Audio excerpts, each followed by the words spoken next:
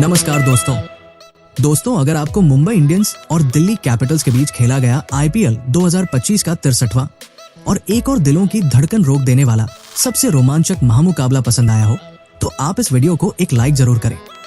साथ ही क्रिकेट से जुड़ी खबरें सबसे पहले पाने के लिए हमारे इस चैनल को सब्सक्राइब भी जरूर करें। दोस्तों, आईपीएल 2025 के 63वें और सांसें रोक देने वाले और रोंगटे खड़े कर देने वाले महामुकाबले में आईपीएल इतिहास की दो सबसे बड़ी टीमें एक दूसरे से भिड़ी। इस बार हार्दिक पांड्या की मुंबई इंडियंस के सामने फैफ डु प्लेसिस की दिल्ली कैपिटल्स की टीम खड़ी थी। इस सबसे रोमांचक महामुकाबले में सिक्का उछाला कप्तान हार्दिक पांड्या ने, लेकिन वो गिरा दिल्ली के कप्तान फैफ डु प्लेसिस के पक्ष में और टॉस जीतते ही बिना संकोच दिल्ली के कप्तान फैफ डु प्लेसिस ने पहले गेंदबाजी का फैसला लिया और मुंबई की टीम को पहले बल्लेबाजी के लिए आमंत्रित किया।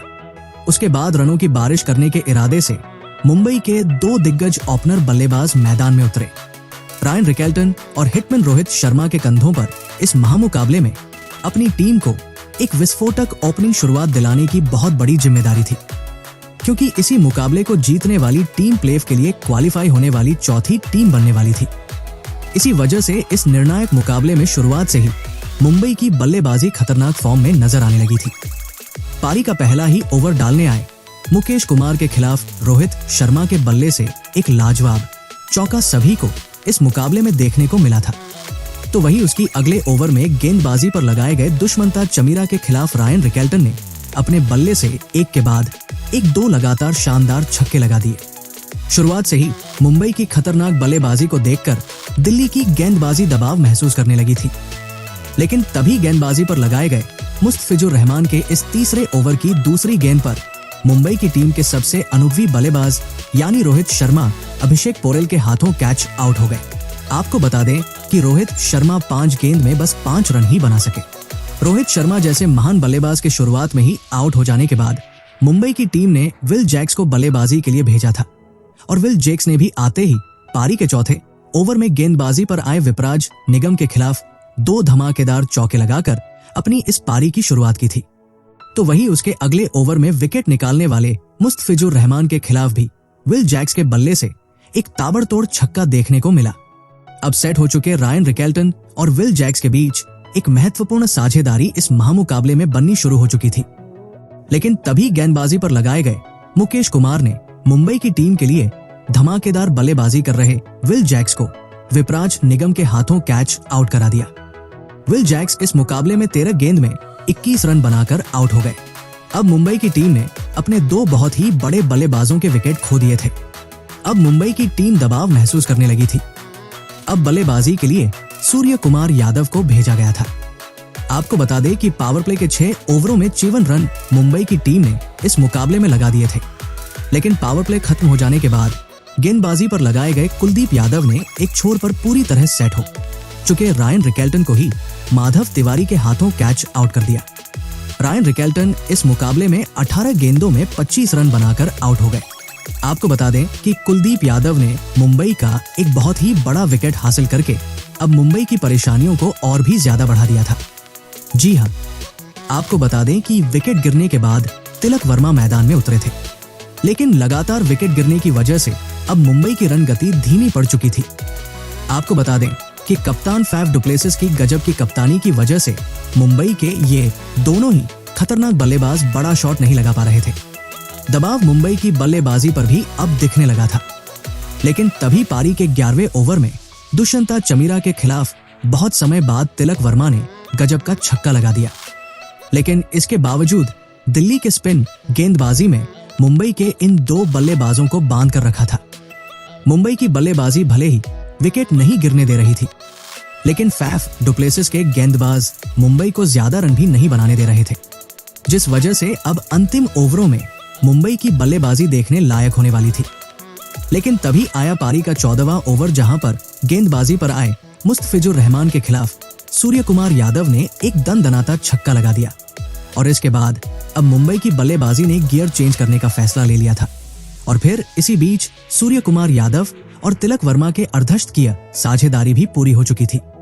अब यहां से मुंबई की टीम को केवल चौकों और छक्कों की जरूरत थी और इसी चक्कर में पारी के 15वें ओवर में गेंदबाजी पर आए मुकेश कुमार ने सेट हो चुके तिलक वर्मा को समीर रिजवी के हाथों कैच आउट कर दिया।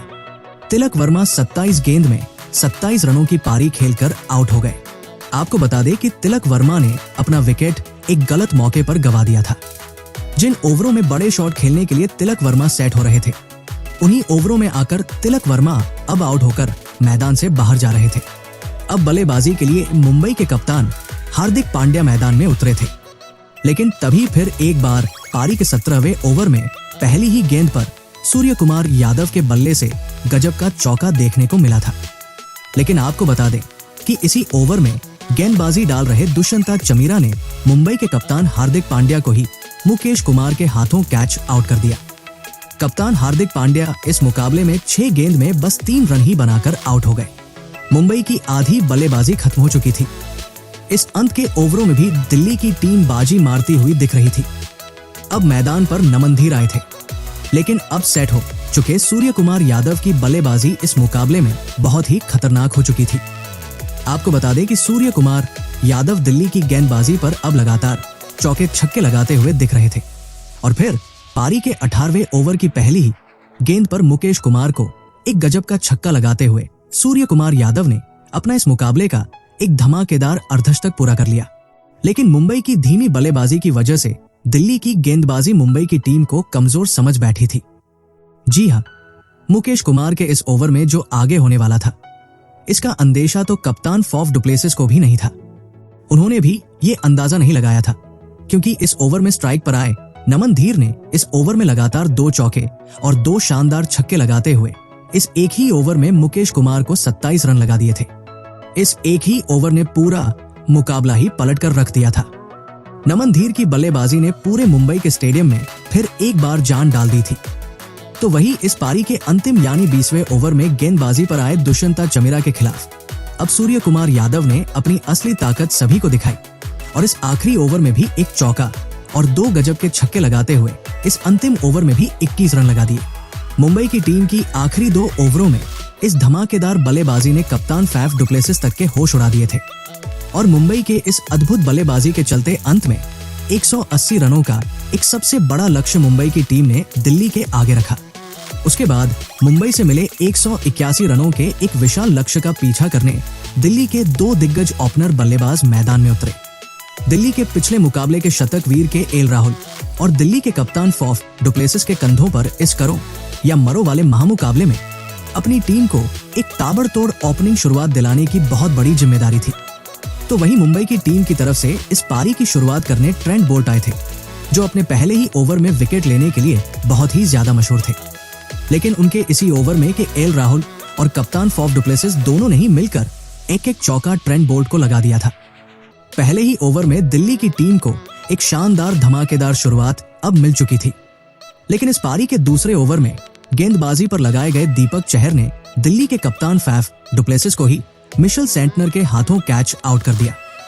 कप्तान फैफ डुप्लेसिस इस मुकाबले में 7 गेंद में 6 रन बनाकर आउट हो गए। अपने कप्तान को शुरुआत में ही खोने के बाद अब दिल्ली की टीम ने अभिषेक पौरेल को बल्लेबाजी के लिए भेजा था। लेकिन उसके अगले ही ओवर में गेंदबाजी पर आए ट्रेंट बोल्ट ने पहले ओवर में मिली बदनामगी का इस ओवर में बदला लिया और दिल्ली की टीम के लिए बेहतरीन फॉर्म में चल रहे के एल राहुल को रायन रिकेल्टन के हाथों कैच आउट कर दिया। के एल राहुल इस मुकाबले में 6 गेंद में 11 रन बनाकर आउट हो गए। मुंबई की तेज गेंदबाजी ने पहले 3 ओवर में ही दिल्ली की ओपनिंग जोड़ी को पवेलियन वापस भेज दिया था। अब मैदान पर समीर रिजवी आए थे, लेकिन तभी मुंबई के कप्तान हार्दिक पांड्या ने एक बड़ा दाव खेला और विल जैक्स को इस पारी का 5वां ओवर डालने दिया। लेकिन इस 5वें ओवर में विल जैक्स जी उन्होंने अपने कप्तान को निराश नहीं किया और अभिषेक पौरेल को रायन रिकेल्टन के हाथों स्टंप आउट कर दिया। अभिषेक पौरेल इस मुकाबले में 7 गेंद में 6 रन बनाकर आउट हो गए। अब दिल्ली की टीम मुसीबत में थी। मुंबई की गेंदबाजी ने इस मुकाबले में अब दिल्ली के बल्लेबाजी पर शिकंजा कसना शुरू कर दिया था। अब मैदान पर विपराज निगम आए थे, लेकिन विपराज निगम के आते ही मुंबई की टीम की इस गेंदबाजी पर पलटवार करना उन्होंने शुरू कर दिया। जी हाँ, आपको बता दें कि इसी विकेट वाले ओवर में विल जैक्स को 2 चौके और एक धमाकेदार छक्का लगा दिया था। लेकिन इस पावर प्ले के अंतिम ओवर में गेंदबाजी पर आए मिचेल सैंटनर के इस ओवर में विपराज निगम को रोहित शर्मा से एक बड़ा जीवन दान मिला। रोहित शर्मा ने एक आसान सा कैच इस ओवर में छोड़ दिया था। पावर प्ले के 6 ओवरों में दिल्ली की टीम ने 49 स्कोर बोर्ड पर लगा दिए थे, लेकिन जैसे ही पावर प्ले खत्म हुआ वैसे ही मुंबई की गेंदबाजी ने फिर से इस मुकाबले में दिल्ली की बल्लेबाजी पर दबाव बनाना शुरू कर दिया। अब खतरनाक बल्लेबाजी कर रहे विपराज निगम की भी इस दबाव को अब महसूस करने लगे थे और फिर तभी पारी का 8वां ओवर डालने आए मिचेल सैंटनर ने सेट हो चुके विपराज निगम को अपनी ही गेंद पर कैच आउट कर दिया। आपको बता दें कि विपराज निगम इस मुकाबले में 11 गेंद में 20 रन बनाकर आउट हो गए। विपराज निगम जिस गति से मुंबई की गेंदबाजी पर रन बना रहे थे उससे मुंबई की टीम को खतरा था, लेकिन अब मुंबई की टीम ने उस बल्लेबाज को भी आउट कर दिया था। अब बल्लेबाजी के लिए क्रिस्टन स्टब मैदान में उतरे थे, लेकिन तभी उसके अगले ओवर में गेंदबाजी पर आए करण शर्मा। जी हां, करण शर्मा को समीर रिवी ने एक शानदार छक्का लगा दिया था, जिस वजह से कप्तान हार्दिक पांड्या को फिर से जसप्रीत बुमराह को गेंदबाजी पर लगाना पड़ा। और आपको बता दें कि विश्व के सबसे महान इस गेंदबाज ने इस ओवर में दिल्ली के सबसे विस्फोटक बल्लेबाज ट्रिस्टन स्टब को ही एलबिडब्ल्यू आउट कर दिया। आपको बता दें कि ट्रिस्टन स्टब इस मुकाबले में 4 गेंद में 2 रन बनाकर आउट हो गए थे। अब दिल्ली की आधी बल्लेबाजी खत्म हो चुकी थी। मुकाबला पूरी तरह मुंबई की गिरफ्त में आ चुका था। अब मैदान पर आशुतोष शर्मा आए थे और फिर यहां से आशुतोष शर्मा और समीर रिजवी की इस जोड़ी ने मुंबई की इस खतरनाक गेंदबाजी को टक्कर देना शुरू कर दिया था और अपनी टीम के लिए एक महत्वपूर्ण साझेदारी बनाना शुरू कर दिया था। लेकिन मुंबई के स्पिन गेंदबाजों की घूमती हुई गेंदें खेलना दिल्ली के बल्लेबाजों के लिए इतना भी आसान नहीं था। मुश्किलें लगातार दिल्ली की टीम के लिए बढ़ती हुई दिख रही थी। प्लेऑफ का सपना अब दिल्ली के आंखों के सामने धुंधला पड़ता हुआ दिखने लगा था, क्योंकि रिक्वायर्ड रन रेट का दबाव ही इतना ज्यादा बढ़ चुका था। इस दबाव के बीच समीर रिजवी और आशुतोष शर्मा फंस चुके थे और फिर दिल्ली के इन 2 बल्लेबाजों ने पारी का 15वां ओवर जो मिचेल सैंटनर डालने आए थे उसे टारगेट करने का फैसला लिया। लेकिन इस ओवर में मिचेल सैंटनर ने ही दिल्ली की इस जोड़ी को अपना निशाना बनाया और पहले तो अपने इस ओवर की दूसरी गेंद पर सेट हो चुके समीर रिजवी को क्लीन बोल्ड कर दिया। समीर रिजवी इस मुकाबले में 35 गेंदों में 39 रन बनाकर आउट हो गए। मिचेल सैंटनर के इस विकेट ने दिल्ली की एक बहुत ही बड़ी साझेदारी को अब तोड़ दिया था।